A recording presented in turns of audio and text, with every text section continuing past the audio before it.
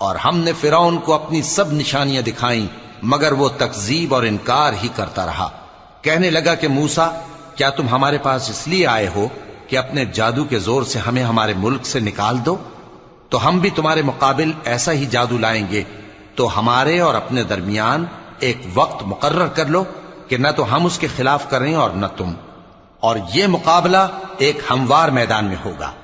موسیٰ نے کہا کہ آپ کے لیے یوم زینت کا وعدہ ہے، اور یہ کہ لوگ اس روز دن چڑھے اکٹھے ہو جائیں۔ تو فرعون لوٹ گیا اور اپنے سامان جمع کر کے پھر آیا۔